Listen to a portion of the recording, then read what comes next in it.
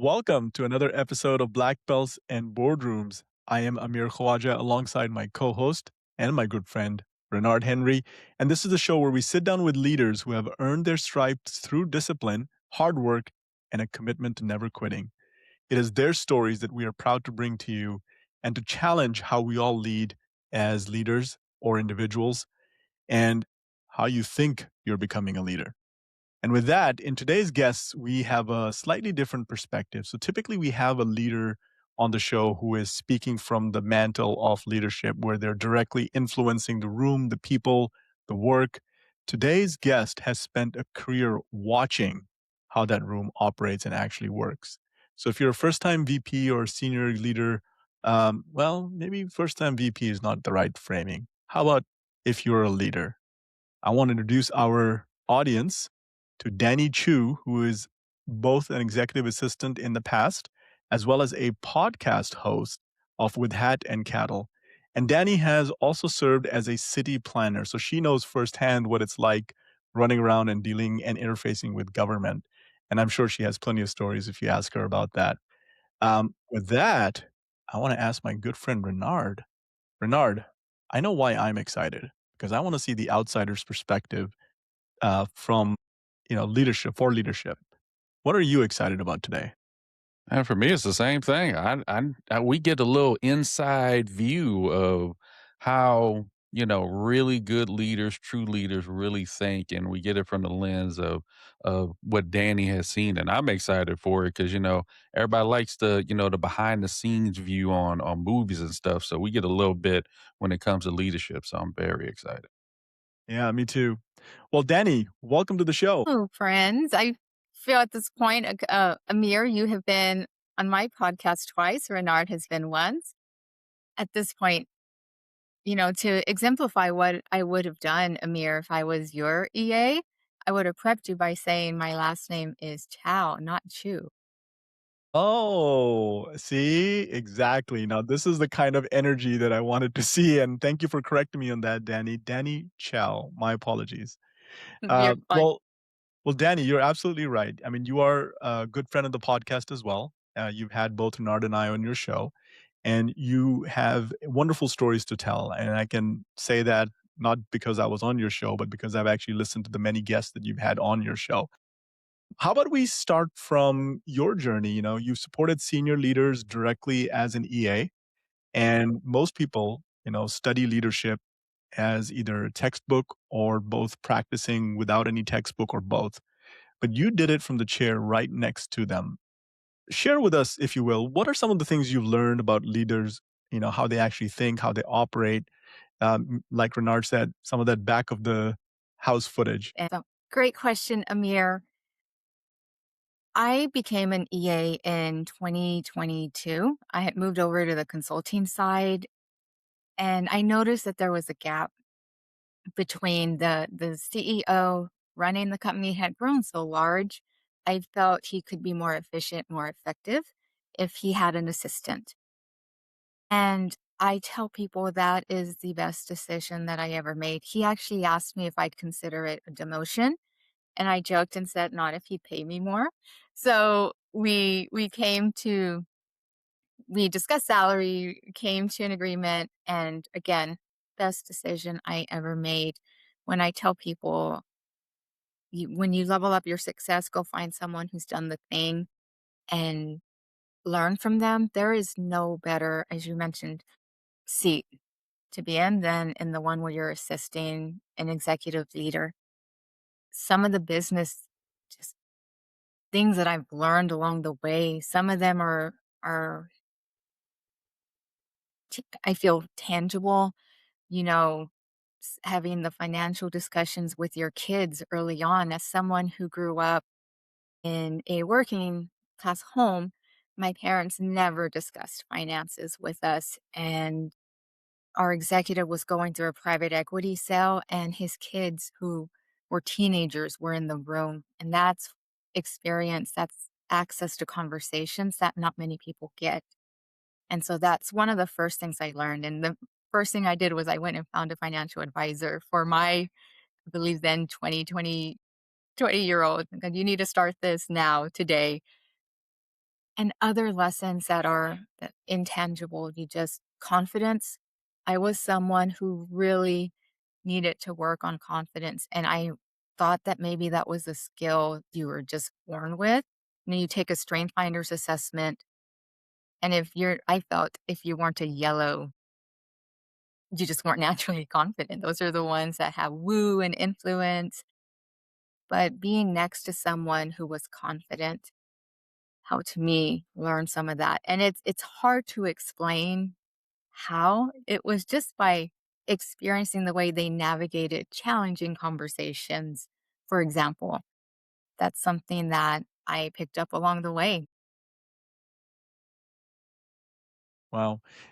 Speaking of financial advisors and kids, you're absolutely right. I'll speak for myself. Coming from a family of working class parents, we certainly didn't have those conversations either. So I think that's a universal or near universal theme, if you will. Yeah. But thinking about that, is there a moment that you can recall where there was a leader who you were impressed with, but the way they behaved in private was very different? Was there such a leader you ever crossed paths with like that? Being an EA, you have one of the things you hear a lot from leadership is it's a lonely job. Not many people understand the decisions that you have to make at the top. For example, I know a leader who during COVID had to reduce staff, right? Many leaders were being faced with that decision. And on one hand, you can see it coming across as being uncaring, or I mean, uncaring is the first word that comes to mind. But a leader having to decide to make decisions when you're running a business on how to keep it going during a tough time. Like I said, those are some of the tough decisions I saw leaders navigating that I've been on upfront and honest with them. I am glad I'm not in your shoes. That is so hard. That's so hard to balance. I couldn't do it. So when I hear that question, my first thought is you see someone who has to be an advocate for the client, be strong, be sometimes confrontational, but behind the scenes, that person can be so kind and genuine, and the nature of the job sometimes doesn't allow for that to sometimes shine through. I I'm trying to think of maybe an opposite experience. I have fortunately not experienced that. When you're an executive assistant, you really want you're tied to the executive, and if you're not vibing, if you're not on the same page, it can make for a disastrous relationship. I have been fortunate in that I have vibed with my executives. I have not been in a position where it was miserable, which is something that I've heard from other EAs. Yeah. I'm gonna borrow a phrase from Renard here. He says, "When you're a leader, you have to be a lion within a room, or in a room with other lions." I may have Yes. butchered that a little bit, Renard, but I'm gonna defer to him for a second because I think this is a conversation that he and I have had multiple times, which is how lonely, to your point, it is being a leader at times. But then at the same time, how brave you have to appear using the lion framing. What's your thought on that, Renard? Man, I told people, especially people who thought about getting into management and leadership, that the seat sometimes is very lonely.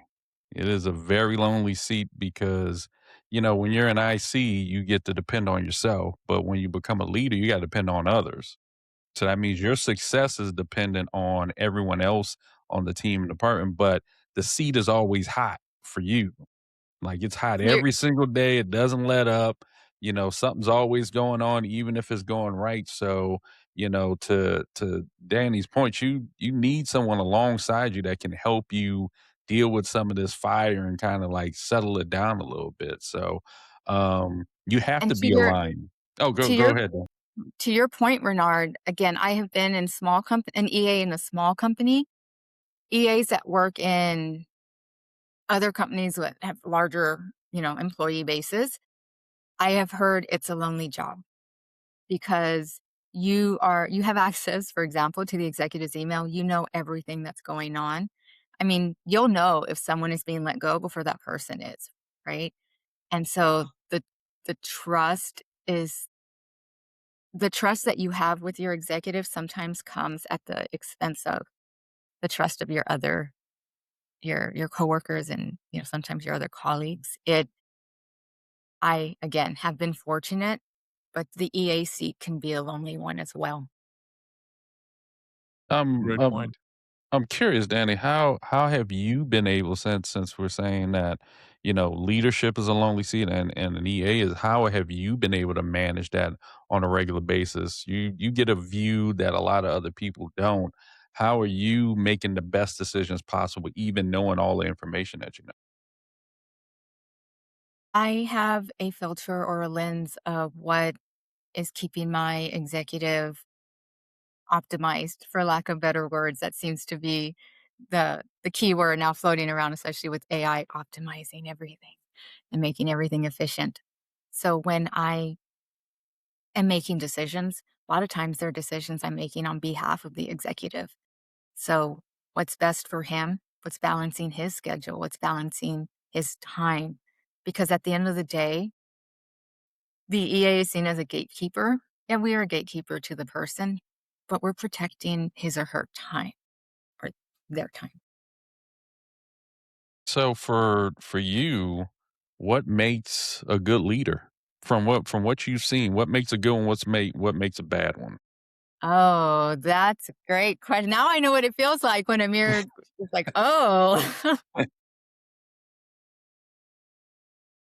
A great leader is someone who can listen to both sides, and that's a place where I have the most learning opportunity. And here I'm actually going to brag on my husband, who's pretty high up on his leadership team as well. There have been times where I'm upset or navigating a challenging situation with people, and he has such great relationship building skills. And when I see really great leaders, that's the first thing that comes to mind, is that they give people grace. They understand that at the end of the day, they're working with people.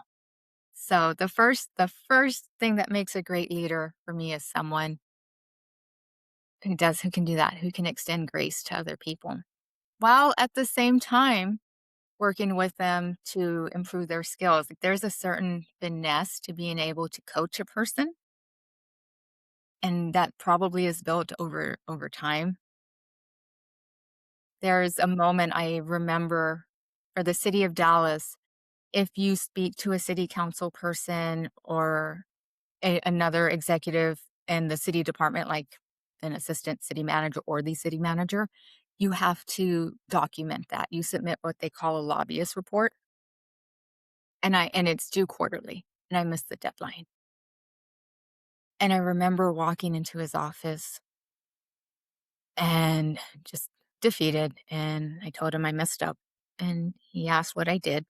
I told him, and this was a challenging time in my life, and he said, "You've had a car wreck, you've had a marriage wreck."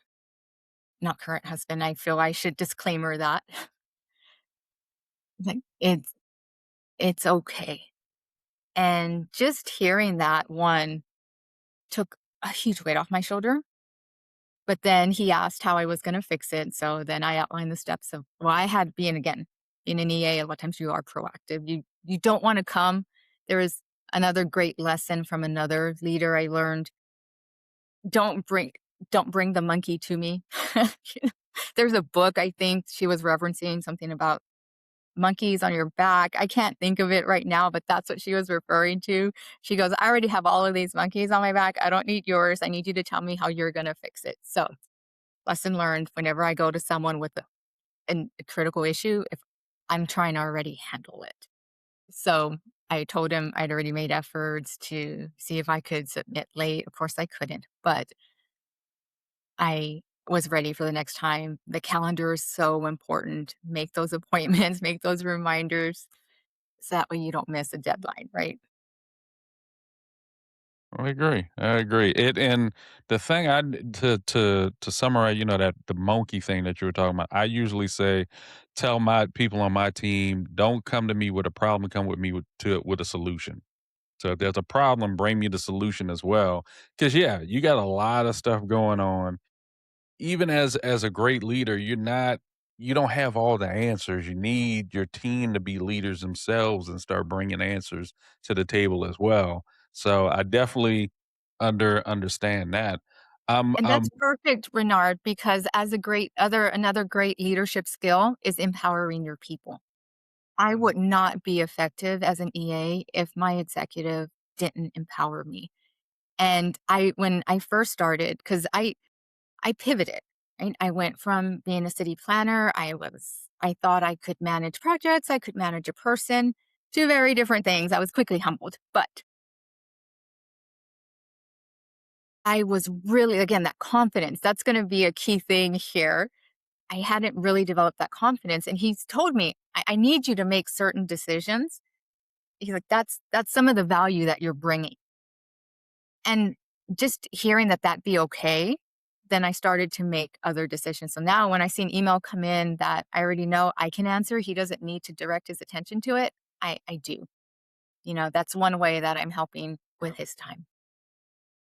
you hit on one point a couple of times, and it's confidence around it. I feel like, and even for me, and I'll give a quick backstory. I used to be a big introvert. I had to really get to know you, and now it's totally different.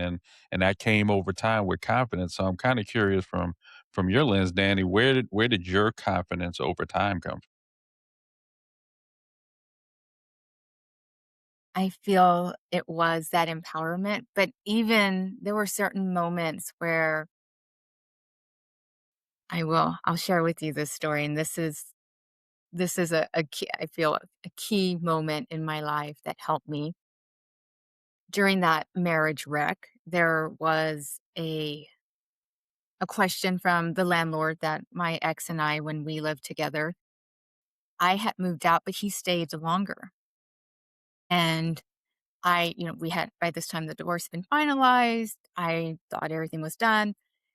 And the following year, I get a random email in my work email with a bill saying that I owed money for all this cost of repair. And after figuring out what had happened, I, explained if the lease was renewed, that my please know my signature was forged, but I did move out, these last 3 months before it was over. So can we negotiate something? Let me backtrack. When I got the email, it floored me and I cried. And my executive walked into my cubicle as soon as I saw the email and he literally was like, whoa. And I was like, give me a minute, I'll be right there. And so then when I went into his office, a few minutes later, he asked what was going on, told him, and he said, absolutely not. You go over there and tell him you're going to give him like it was something ridiculous, like $2 or something. And that's what I said. No, I feel like I'm obligated to some of this because it did fall within the lease. And he goes, well, just go negotiate. And that was even an option blew my mind, right? Because in my head, I'm like, I am going to be responsible for everything. But that's one of the things that I have worked on is finding my voice. And I feel that that's tied to the confidence. So going back and even being able to negotiate a price, that wouldn't have happened if he hadn't encouraged me to do that. And that's another way that that confidence was built. And that in my mind, that was one of the first things at that workplace because it was early on that helped me find my voice and help me build my confidence. I like it. I like it. That framing of the voice, I think, is very important distinction between how you build confidence and what that looks like. So if I can just, you know, frame it Please. one more time, when I speak to folks looking to move into people leadership, I think that's one of the first things that is sometimes hard to recognize is, do you know your voice? Are you able to articulate your voice with confidence behind it? Meaning, you know what you're talking about. You're already an expert. And I think that's really one of the ways in which you demonstrate personal leadership. And, titles is what like I said before, other people give you. But I think at the end of the day, to your point, is the voice. I think that's really important. And with that, Danny, let me ask you something around the leadership piece of it, which is, are there certain qualities that you look for or you've now begin to recognize as a pattern for what a good leader has versus, or sorry, excuse me, what a good leader is versus not? Good leader is someone who's, you know, I hear that question and the word that comes to mind is authentic. I wouldn't want to work for someone who isn't true even to themselves. And there's a phrase or an expression, the mask falls off after 90 days. I enjoy working for someone who shows up as themselves. Now, I mean, sometimes there's different situations, different that call for you to present yourself in a certain way, but you can't be fake. And you can't fake, again, caring for someone. So when I think about that, that's what my gut is telling me. It's someone who's authentic. I keep coming back to caring. And I feel maybe that's a little bit of me because I know that I carry my emotions on my sleeve. Someone who extends grace, I feel that that's what I want to keep coming back to. So let's pivot a little bit to your days as a city planner. I'm this is the part that I'm curious because I'm sure there's juicy stories in there somewhere, right? So without naming names or anything like that, I want to learn from you. You know, you as a city planner, you're working with residents, you're working with developers, you're working with staff in different departments. How do you navigate that web? Is it how different is it from, let's say, your EA experience? So Is it more complicated, less complicated? there's a joke we say that the PM planning stands for politics. So that's an additional layer that you have while you work in any municipality, I feel. So someone summed up being a city planner the best way possible. You are working for a city council that has different objectives and agendas every time they come in. So, certain cycles, you're going to be maybe more focused on implementing bike paths, for example. And other cycles, you're going to be more focused on preserving the character of neighborhoods. And so that kind of frames how you are working. And you're managing. On the outside, it can look like you're just a paper pusher, and I personally worked in current planning, which dealt with city rezoning and platting. There are other arms of planning, historical planning, future planning that deals with the comprehensive plan. When you are in current planning, you are in the trenches. So someone files a application for a zoning change, and now you are working to implement or to enforce city code. And that's not just a city code. There's a neighborhood plan or some other plan that's been adopted. You have to keep that in mind as well. You are working to find that middle ground with the developer who has their own interests and their own desires. That developer usually comes with their own team, architects, engineers, maybe even an owner's rep. You'll have a neighborhood that if they don't want this, they're going to be actively engaged, maybe even come see you every day to drop off something, show some it's you are you are holding what I feel someone's dream while you're trying to enforce what the city wants. And there's all these emotions that you are working through while you're dealing with your own personal things that are going on. It can feel overwhelming. And there are many places where the city planner they're not there a very long time. And I understand why. That being said, it I don't want to say it takes a special person because I've worked with many different types of city planners, but being able when that's why I said being able when I managed a project, it was not just managing a project. It was not just making sure it was meeting certain filing deadlines or certain set deadlines with the state of Texas is very specific on when you can do certain things. You're dealing with when you deal with land, that's people's hopes and dreams, and especially I've said this before in Texas, there's this additional layer of this is my right to do what I want to do with my property. It can be so challenging. And again, if you're able to to hold space and have grace, that's going to make you a better, not just a city planner, but to your point, a better leader. So, which is more difficult to read? The mood of a city leader or a public who is now trying to give you information so you'll approve whatever it is that they're dreaming about doing? A city leader lets you know what they want. I thank you for telling me I don't have to name names. There's one city where you could ask for a deviation from the code. Didn't have to really go through a process. It could be done administratively. And that was written into their code. Not every city would allow you to do that. And I was very new to the city and very hadn't understood the gray parts to the code. What I say the gray planning can seem to be black and white, but it's not. And I was in the room with the developer, with my boss, and the city council person comes in, sits down, and said, "This will never be approved." And the developer was like, "Great, that's all I needed to know." And I was flabbergasted, for lack of better words, because to me it was the code says this. Why aren't we going to allow it? And that's what very early on, first lesson in just because the code says something doesn't mean it's going to be allowed. That's where the politics comes in. So I feel that that just made me a better EA, learning what other people wanted.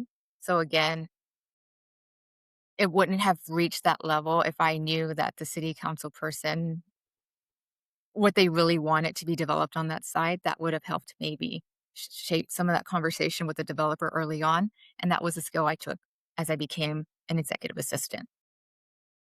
I love this one though. I have to share this with you. There was a city council person that if you developed in her district, you're going to plant some type of wayfinding, well, not wayfinding, but what is the expression?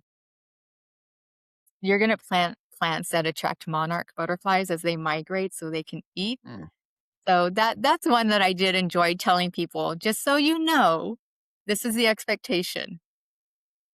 We're helping the monarch butterflies here. Wow. So what you've just now told us is that if you want to plan something, it's not just the code, it's what the whim of the leader is at that time. Did I say that? Well, I mean, I can believe it.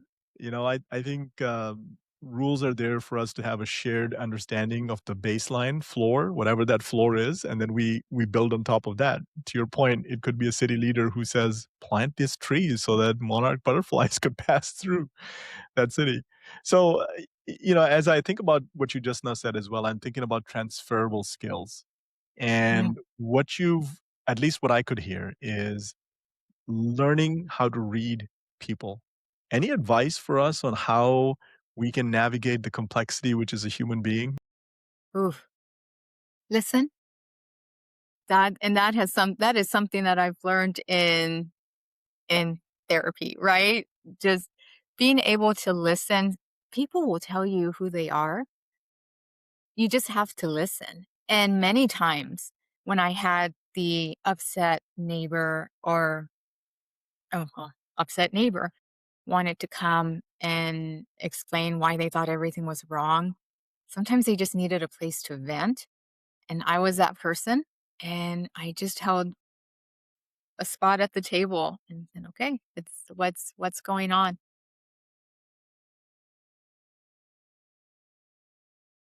I'm thinking, when you some being able to read a person, listen to your gut, many times I feel that's not said enough, and it can feel a bit what we call woo-woo, right? Like, "Oh, that's just spiritual, new age stuff," but no, there's a great expression that I heard that humans are the only animals that will sense danger and still go towards it. When you think of animals in nature, if they sense danger, they're out of there. Mhm. So I feel if you listen to your gut, that's another tool that you have. Maybe we've gotten away from that, but don't second guess your intuition. Was there a project that was so contested that you just said, "This is too much for me to handle"? Well, when it's your livelihood, sometimes you don't have that ability to say that. But when I first came to the city of Dallas, I can speak to this because it made the news. It went all the way to the the state court. I was given a development plan. And if you know anything about planning, development plans a lot of times can be approved just through the Planning and Zoning Commission. Some cities do require it approved by city council, but for the city of Dallas, if you have a development plan most of the time can be approved just through the city plan commission because Dallas has to be different. It's not a planning and zoning commission, it's city plan commission. So this was supposed to be this is Planner Danny's first time taking a case through a process. It's it's a stamped type of deal. It's going to help get your feet wet. This was the intent, and it became a media circus. So what had happened was when the zoning was put in place, a big box store was allowed by right. Typically, big box stores need, I'm going to get a bit geeky with you, and I apologize. Typically, big box stores need a another zoning overlay. I can't remember if it's specific use permit or special use permit, but it's an SUP, which gives more rules by which they need to operate. And cities like to do that. For example, a big box store, there might be issues with lighting or parking that the city just wants to have additional review and standards on. When the zoning was put in place with this, a big box store was allowed by right. So the city was told that it was going to, the neighborhood was told, this is what we're proposing. Well, when you rezone and you don't tie it to one use, you can say you're going to develop something, but when the zoning is put in place, you can do whatever's allowed within that zoning district. So when the development plan came in and everyone saw, oh, wait, this is supposed to be a big box store, neighborhood came unglued. I sat at that dais and I had a whole checklist. I'm the queen of checklists, by the way. If you need a good checklist, let me know. Now with I can do it great. And I created a whole checklist based on its zoning on how it complied because we knew we were probably going to get sued. And I sat at that dais, and a plan commissioner asked me basically, how can we trust that this meets everything according to its zoning? I opened my binder and I read everything. I don't think anyone expected me to do that. And I had people afterwards come to me and say, like, shake my hand and like surprised that I had done that level of detail and that I didn't feel confident in the moment, but apparently it came off that I was confident. So I forget what you asked, but that was that was a moment where that was the moment where it felt so overwhelming. It felt so hard, but it also taught me that I could do the thing. Yeah. Well, I think you've given us an important entry point into conflict resolution and trust building. Renard and I talk about this from time to time that as leaders, that is something we have to go and earn. And Renard, I know you have a pretty good perspective on trust building and conflict. Um, I'm going to say what you've just now described is probably a stressful situation for most folks, especially if you have to get something approved that you're building. But the way you handle it with a checklist is beautiful.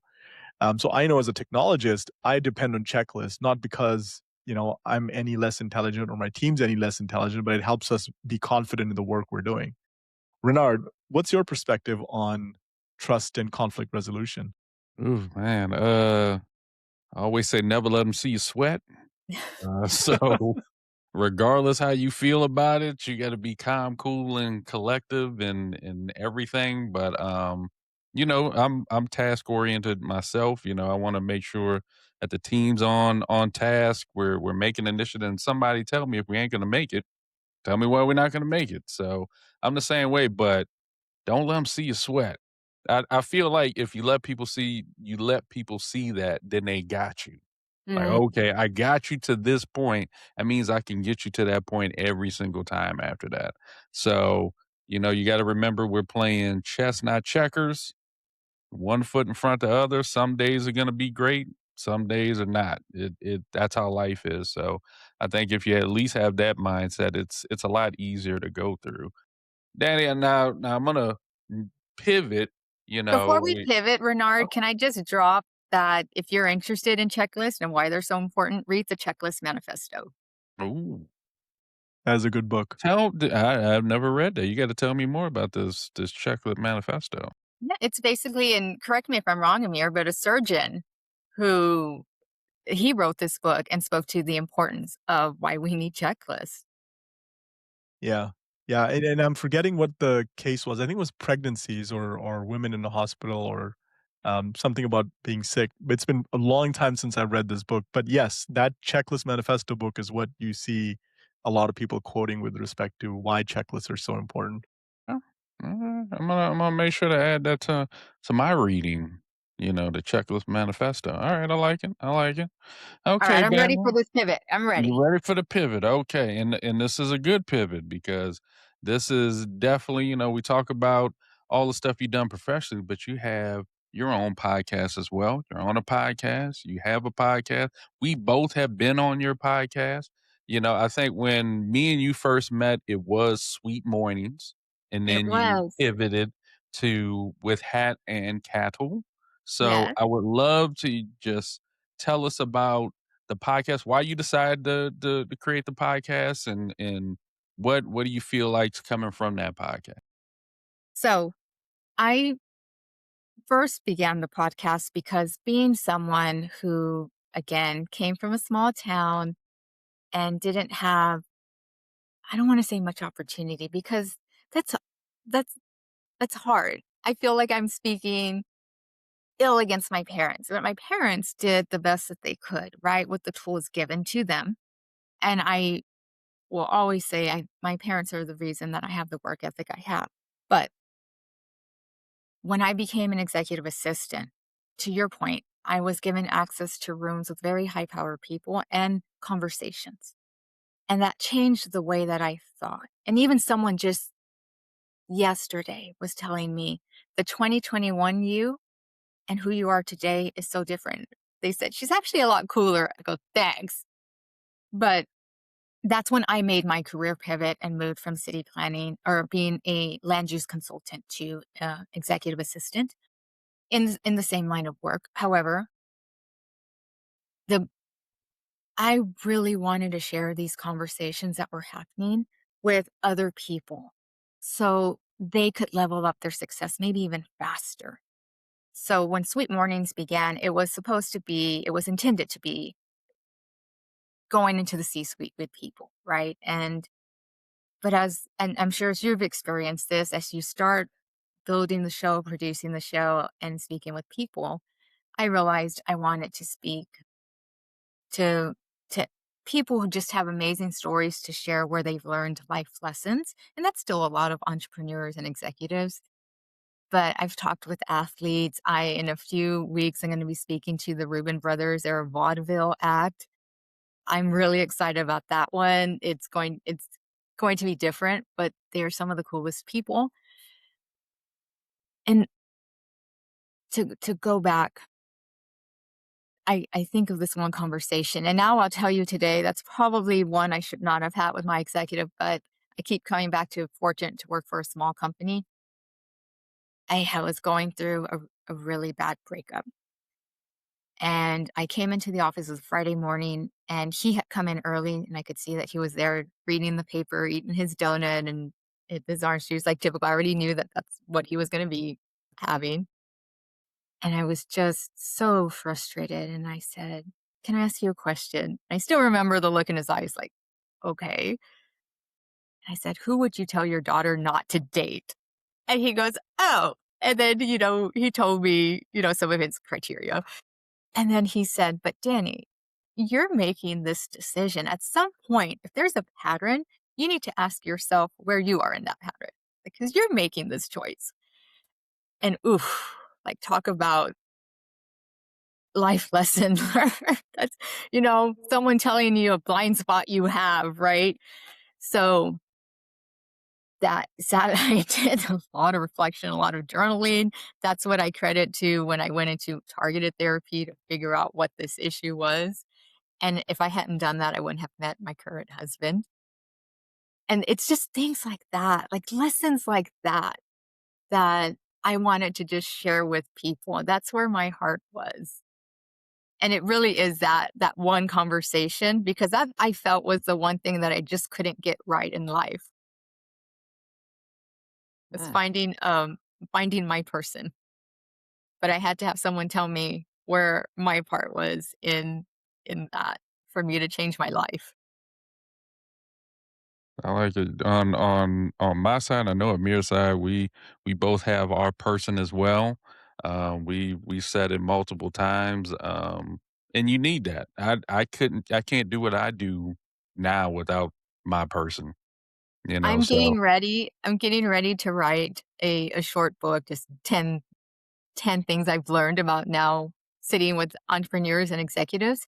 And that's one of the top 3 is who you have as your spouse can either make or break you. Like there's no way around that. And it's been illuminating. A lot of people don't talk about that. You just brought something a lot of people don't say. Everybody talks about like, oh, I do this great thing, leadership and all this other stuff, and people don't talk about the home life. Like if the home life isn't well, then it does affect your professional life at the same. But if you have a good relationship at home, you can see someone just grow in their professional life. I am gonna attest to that. I give kudos to my wife all the time. Say, can I brag on you two for just a second? Because again, this is coming from the EA. The way and I've hosted you on the podcast, both of you. The way that you speak about your partners when they are not in the room speaks to your character as well. Because there are some times where some men aren't respectful of their partners. I have when my executive speaks so highly of his partner. He thinks she's so amazing. I say partner of his wife. He thinks that she's just so amazing and so talented and so smart, and he loves her. And I remember thinking, I want my husband to feel that same way about me when I'm not in the room. And you two exemplify that as well.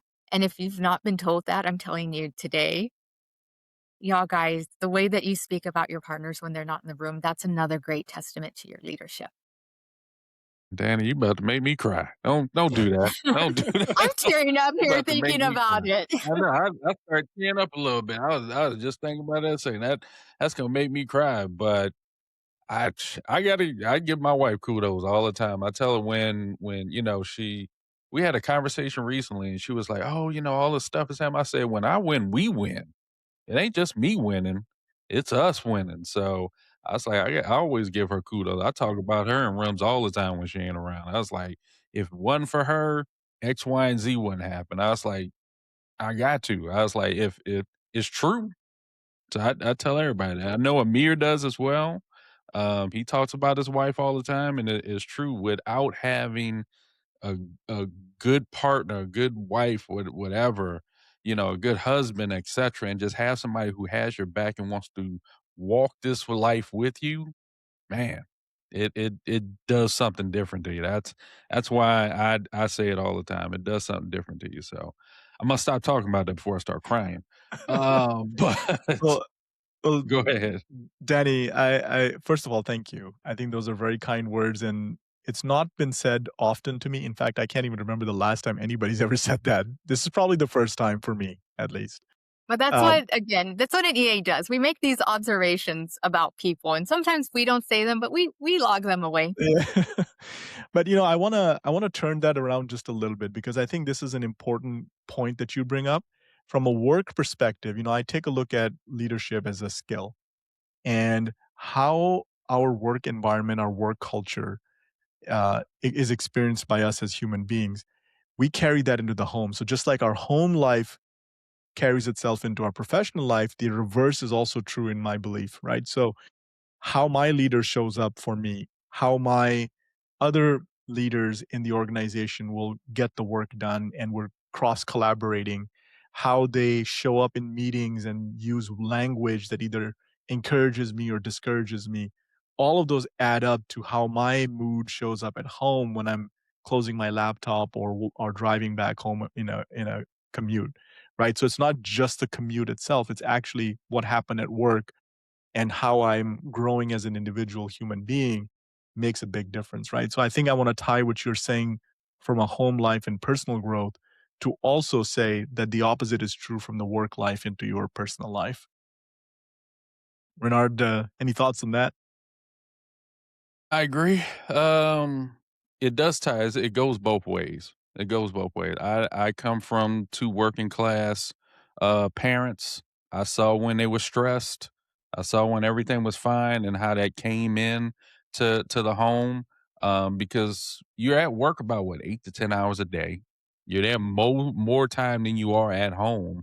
So that does come with it. I learned watching others how to do my best to separate that. Even when I'm stressed out at work, I'll tell my wife, I say, "Hey, let me go get 15 minutes in the game room real quick. Let me de-stress. I'm gonna come back in here." So I've learned that, but it is very true. It intersects both ways. So if you can try to have a decent home life, it does help you when that day is stressful at work. You'd be like, "Man, I get to go home. I get to de-stress with my wife, with my partner, etc. And I know everything's going to be okay."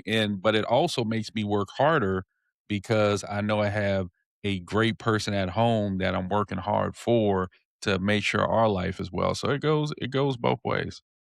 Man, and Danny, I'm gonna say from the outside looking in, I'm gonna say the same thing you said about us. You have a great husband. I see y'all all the time. You y'all are doing stuff like, I told you off air about the cycling and everything. I think if I remember correctly, y'all met in was it a cycling or a running club? That's the funny part. We actually met on Bumble, but once we met, we realized we knew other runners. We just hadn't met. So our friends knew, like, his some of his friends knew me and some of mine knew him. And so the vetting process felt so easy because people are like, "Oh, he's a great guy. Oh, she's a great person." Like, so I appreciate that so much, Renard. People tell me still, like, we've been together since 2022, and people say, "God, you're still glowing. Like, you're glowing." I go, "I know, and I'm not even pregnant. I'm just happy." Love that. I love that. But I just to carry that forward a little bit, you and your husband, you're also givers. You have a nonprofit, if I'm not mistaken, right? About We do. orcas. We Tell us about that. do. I say my husband didn't realize when we got together that he was signing up for this, but I began this effort in 2020. So I run 1 mile on the hour every hour for 24 hours, and we send that money back to a nonprofit in the Pacific Northwest. And last year we formalized it under a 501(c)(3), and it's Orca Bun Runners. We're actually getting ready to do our annual run at the end of this month, end of July. It typically would have been done in June, which is Orca Action Month, but I had so much going on, and I remember sitting with a friend and telling her, "I still have to do the run, and here we are almost the end of June." And she goes, "But you don't." I go, "What?" She said, "You can literally do it any other month." And I said, "You're right. I can." And so again, that's another life lesson there. I get some people around you who can see. when you're stressed out, it can give you some wisdom, can share, give you the grace that you're extending to everyone else. So we're doing that at the end of July, and it's just a way to give back. And it started with when we were kids. That's how I remember fundraising. I believe it was for maybe St. Jude, but we would, run a lap at the track and, someone would sponsor for a quarter or something. And it's just the grown up way of doing that. I love that you've taken your leadership skills further, now into podcasting, which is entrepreneurship. And Renard and I know how hard it is to run a podcast and the work that goes behind the scenes before you get to the guest. Yes. But tell us a little bit about your entrepreneurship journey, because I think this is something we can all benefit from. Everybody who is an entrepreneur has a different experience. From your experience running a podcast, doing this nonprofit organization, what gives you the energy, and how do you maintain that energy for that, what is more like a marathon, if you will? Well, that's a great question. I drink a lot of caffeine. People online know, actually tease me. I drink too much Monster. Not a plug for Monster, but it is a good drink. I it comes back, and I feel that this is a theme throughout the people that you sit with. You remember your why, right? That's what's gonna give you energy to get through the hard times, to get through the nights where you're up late editing. I work a lot, and Renard knows this. I have basically a personal brand on Instagram that I'm trying to grow as well. And I wanted to correct you when you said that the podcast was my entrepreneurial journey. When a business coach told me I'm not allowed to call myself an entrepreneur until I make money from it. I have not made money from the podcast, but I've actually made money from my personal brand through user generated content. But their editing content takes a lot of time. And when it gets hard and tedious and you're tired of looking at a screen, I remember that at the end of the day, it still needs to it needs to bring me joy. So if I'm doing something and it no longer feels like it's fun or filling my cup, then that's a sign to me that I maybe need to reevaluate that. Remembering your why. So for the podcast, for example, it's so important for me to share this message with you know, I thought I was sharing it with other women. When I actually pulled the demographics for my show, it's overwhelmingly men that are listening, like 85%. And I know that many of them hold leadership titles. So that to me tells me that there's still leaders out there that are listening to podcasts, even with an executive assistant who's just sitting with other leaders. And I think it speaks to that wanting to feel connected, that it's lonely at the top. And sometimes just hearing stories from other leaders lets people know that they're not alone. So that helps me as I'm editing for the podcast. When I edit for my personal brand, this is something near and dear to my heart. We are not prisoners to our past. And I actually just recorded an episode today where it's my story. People up here in the Dallas area know and have seen the growth, but there is a mid 20 and 20-year-old Dani that wasn't the greatest person. And so for my Instagram, my personal brand, I am so that's you can see that's where my heart is. It's we are not prisoners to our past. And that helps me again as I'm finding my voice, as I'm sharing my voice, as I'm sharing lessons. If I could help someone level up their success or maybe avoid a mistake and live the life that they want that's full of joy. I'm enjoying the journey, which I've joked with Renard. You had a guest that actually spoke to against join the journey. He framed it a different way. And I'm like, Renard, we're gonna have words.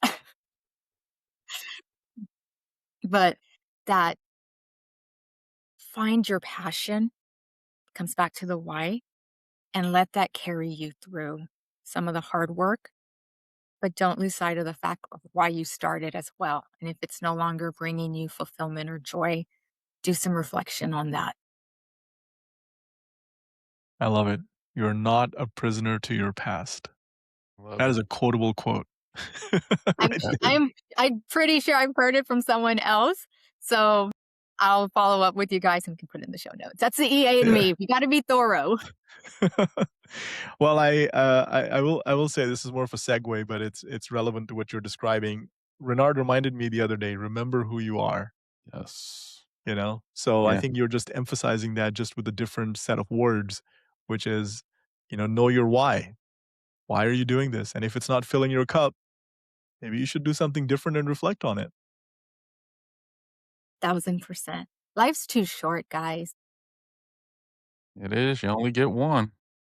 So you might as well try to have the best life you possibly can. You only get one. You don't get a redo. This is not a video game. You don't get 5 lives or whatever. You get one. You try to make it the best you can. And Danny, just like you said, you're not the same person you were in your 20s, 30s. I'm not the same person I was in 20s. You're supposed to Thank God. grow, so um I definitely didn't know you in your 20s, but hey, the person I know now is awesome. So I will definitely say that. So Amir, what do you think? Yeah, definitely. I mean, I think Danny is the kind of leader you want to learn from. And one of the things that, I remind myself every day is that, leaders come in many different flavors.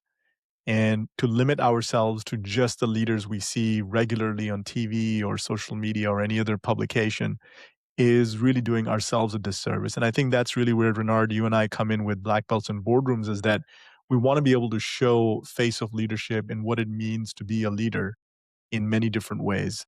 And Danny, you certainly, encompass many of those qualities. And I see you as a leader, and I appreciate the time you've given us today as well and shared some of your stories. Because I'll tell you from my vantage point, I don't see myself, but having a mirror in front of me is a valuable tool.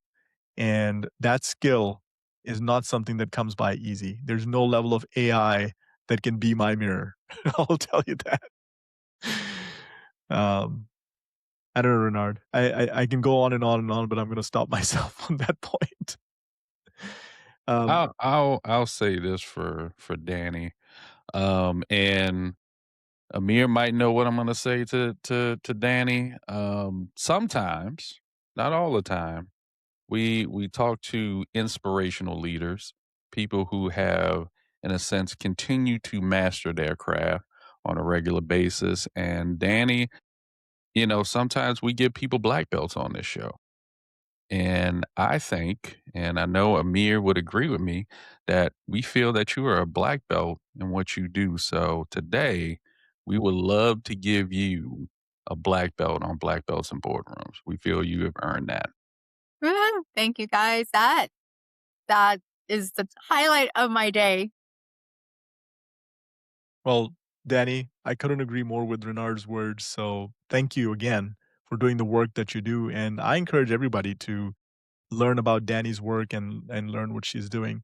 But before we do anything else, Renard, I think it's time that we put Danny on the hot seat with some fast answers. What do you think? I Looking like it. forward to I this. like it. Who's gonna go Oh, first? Is it me or you? oh, it's going to be you always, sir. Okay. All right. Okay. All I right. have decided. I'm gonna put her I in the have hot decided. seat. Yeah, I'm gonna put her in the hot seat very early. Now, Danny, me and Amir have been on your podcast. Who was the better guest, me or Stop Amir? it. Yeah. I Who was plead the the better fifth. guest? So I'm going to go with I'm studying strategic communications. I'm working on my master's degree. Quick shout out to my husband. I have tried several times that I am actually going to finish this go around, and I tell him you are the reason that I've managed to do the 2.5 years on this. Okay, I love qualitative measurements, but I'm going to go quant here. Amir's been on twice, and Renard's been on once. So based on the quantitative data, it would appear Amir is the person, the guest. Renard, you opened that box. I did. I like the answer though. I like the answer. She went to the data and I what the did. data I said. went to the PM planning stands for politics. I've learned some lessons. I like it. I like it. All right. I'll go next. So, one word, finish line. What's your Joy. reaction to the Joy. word finish line? You could be crying tears of joy or just smiling and through the roof excited that you crossed the finish line, but it comes down to joy. I like I it. did cross the finish line, my first 50K, my first ultra, where I was cramping, and maybe there was not a lot of joy in that. But afterwards, there was joy. That is 50 more Ks than I would care to run. Okay, I got one for you. Your coffee order for 5 a.m. to get you through a running session. All right, so you may not like my answer. I'm not drinking coffee for a 5 a.m. running session. I am drinking a Monster, and I probably have taken my Adderall at that point, and so I'm seeing The Matrix.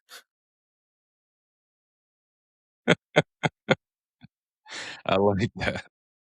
But I have Danny, that more is so energy than my authentic. husband, I'll tell you that.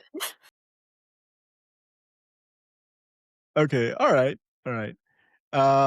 Salmon or orcas if you had to pick a mascot, which would it be? Oof. I'm gonna go with orcas, even though my friends tease me and tell me that orcas are jerks. They are jerks. I'm not gonna lie. Orcas can be jerks, but blame Lisa Frank for my obsession with orcas. All right. Okay. All right, I got one more for you. Best interview question you ever stole from a guest. Oh, and that you see my husband in the background, he's been listening this entire time. He's stealing the show now.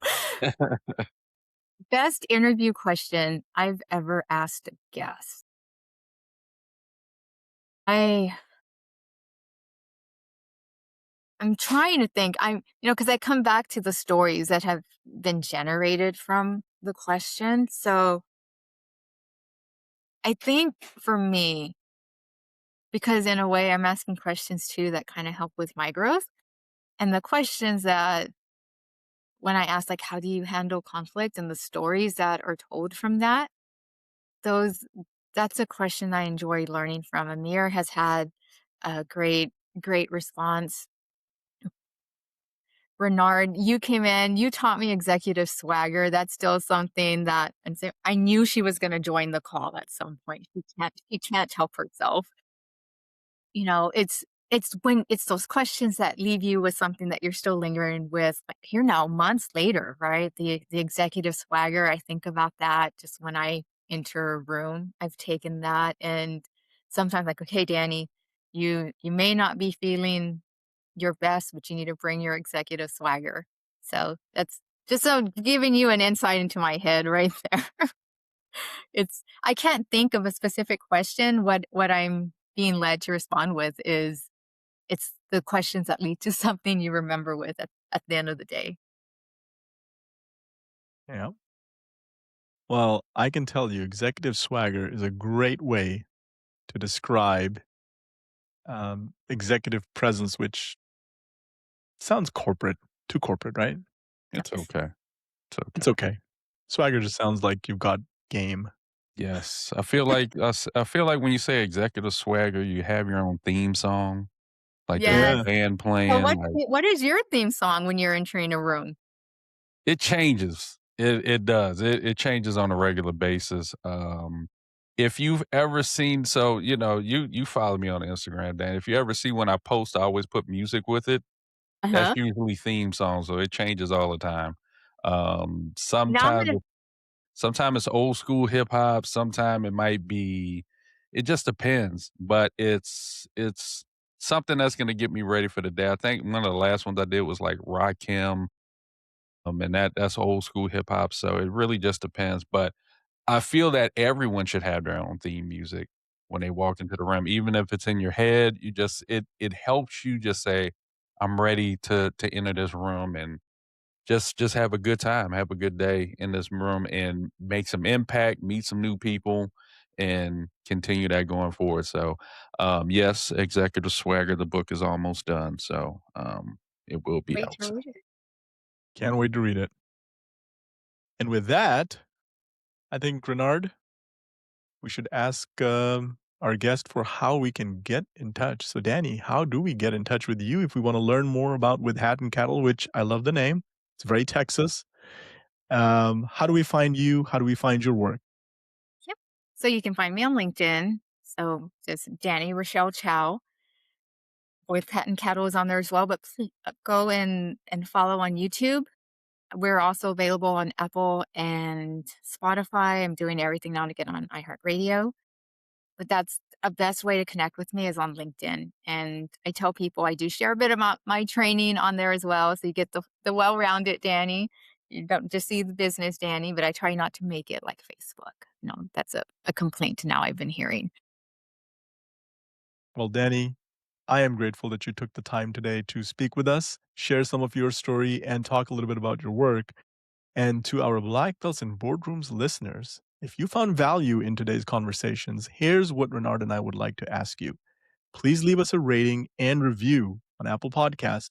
Takes only 30 seconds of your time, but more importantly, it helps other leaders find the show. And on YouTube, you know what to do. Hit the like and subscribe button, please. And if someone in your network really needs to hear this, please, please, please share it with them. That's how we grow and you give us encouragement to continue on with the show. And with that, Renard, any parting words? Man, all I know is you can learn from any leader, no matter what their position is. That's why I always say you move titles out the way, you get to know people, and you will find some great leaders. And Danny is definitely a great leader. Thank you 100% so agree. much. Thank you for hosting me. And with that, we will see you on the next one.